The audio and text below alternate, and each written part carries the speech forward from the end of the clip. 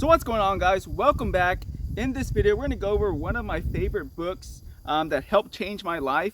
We're going to go over some key points in this book, so stay tuned. So what's going on, guys? Welcome back to The Country Investor. My name is Robert, if this is your first time tuning in. And so as you saw in the thumbnail and probably the title, what we're going to be talking about today is this book right here. This is actually one of the first books I read on finances. Probably actually the first book I've ever read in my life, to be honest with you guys. I didn't really read in high school, just read the back and then take my little AR test back in the day. And I am full of mosquitoes. But yeah, so this was actually like the real first book I actually read. And it helped change my life and helped me better understand money and better understand what I need to do with money when I did get money. So we're going to go over some key points of it. And it will be down below in the description as well if you are interested in it. So basically it's Rich Dad, Poor Dad. His rich dad is his best friend's dad, and his real dad is the poor dad, which is a teacher or a professor.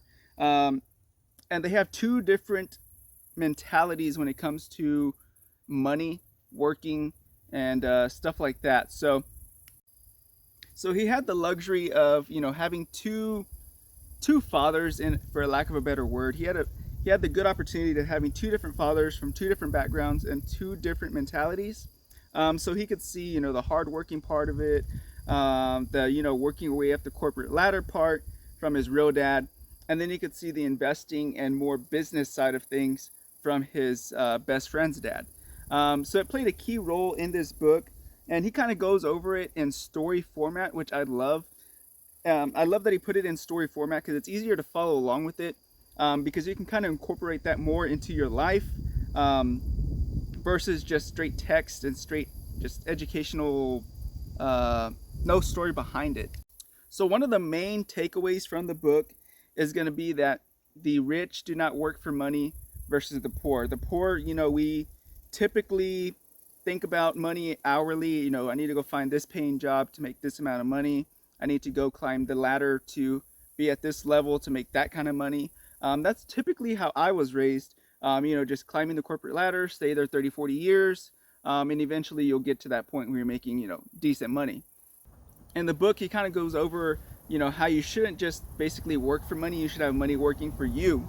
And what he means by that is you should have the earned income, the money you did make from your job.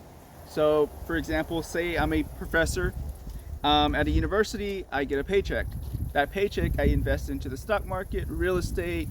He doesn't talk about crypto, but crypto. What else? Just any other investment. That investment is going to pay me either dividends, it's going to pay me rental income, it's going to pay me bond yields, whatever you invested in, it's going to pay you monthly. And that is investment income versus earned income.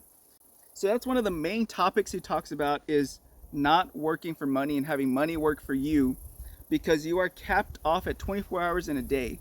But if you can make your money work for you while you sleep, because nobody theoretically, realistically can work 24 hours a day, 365 days a year. That's not realistic. But what can work that amount of time is your money.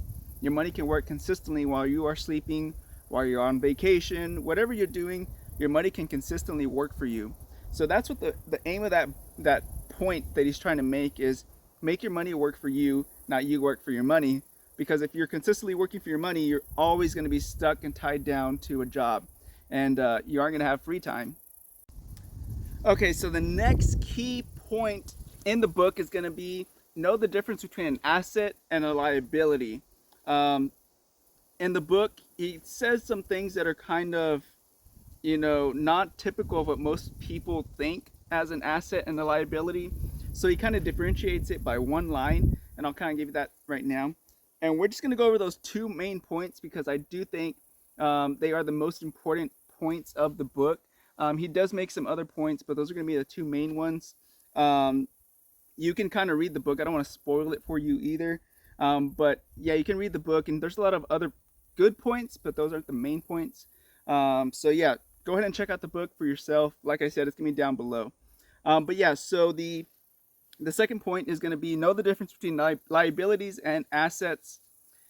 How he breaks it down is he considers it an asset if it produces monthly income or yearly income for you. In this case, what do you guys think a vehicle is? Is that a liability or is that an asset?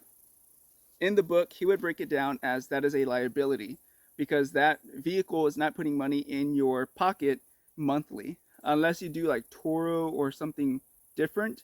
But for most people, if you rent out your car, basically, if you're not renting out your car, it's a liability for you because it's not putting money directly into your pocket. In my mind, I think of other ways to justify it. Maybe that's getting me to work and allowing me to make money.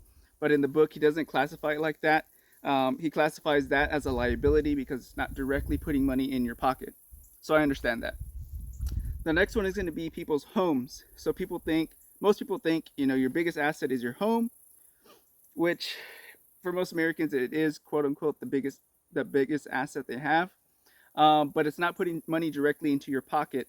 So that would be put as a liability.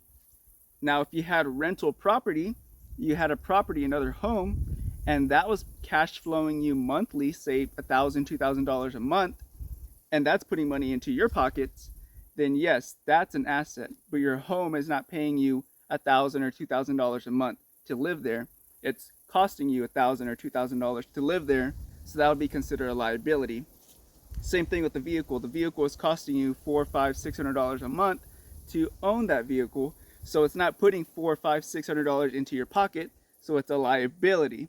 And it goes off to say like boats and other little things like that are also liabilities. So just to wrap it all up, if it's not putting money directly into your pocket and it's costing you money every single month, then it is considered a liability.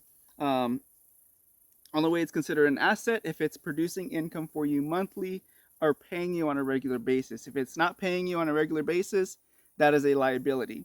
So yeah, guys, we're just gonna go over those 2 points. Like I said, those are the most important points of the book, in my opinion. So I thought I'd just go ahead and share them with you. I'll let you guys read the book for yourselves. But yeah, hope that helped you guys out and to spark some interest in the book. I think it's a good book. Like I said, it helped me out a lot. But yeah, until next time, we will see you guys in the next one. Like always, be careful, be good, take care, and God bless. I will see you guys later. Bye-bye.